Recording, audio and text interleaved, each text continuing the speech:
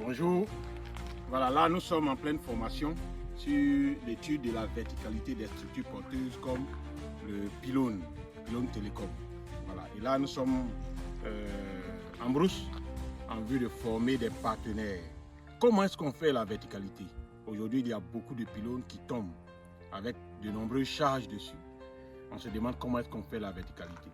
Et donc nous sommes venus pour présenter le théodolite qui nous permet de pouvoir faire la verticalité du pylône. Et le pylône, en voici un à 72 mètres de haut, voilà, avec de nombreuses antennes.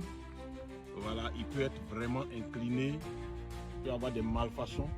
Et si on ne fait pas la verticalité, on ne peut pas savoir si le pylône il présente actuellement un danger ou pas. Donc il faut faire la verticalité. Si vous avez un pylône ou bien une structure qui est très élevée, il vous convient de faire la verticalité et vous pouvez nous appeler. Voilà, donc voici le théodolite qui nous permet de faire la verticalité. En voilà un autre. Nous avons fait la mise en station de ce théodolite là et nous avons visé le pylône en vue de voir au travers de ses membrures comment est-ce que il est en ce moment précis.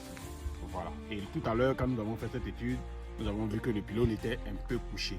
Et donc nous avons pris des valeurs, des angles en vue de faire les calculs pour pouvoir trouver la déviation actuelle de ce pylône-là et la comparer à la déviation admise par la norme. Parce que la norme prescrit une tolérance à ne pas dépasser.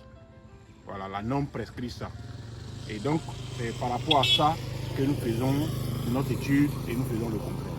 Voilà. Si vous êtes intéressé par l'étude de la verticalité, voilà, Vache Consulting, nous sommes là, nous pouvons vous y aider. Merci beaucoup.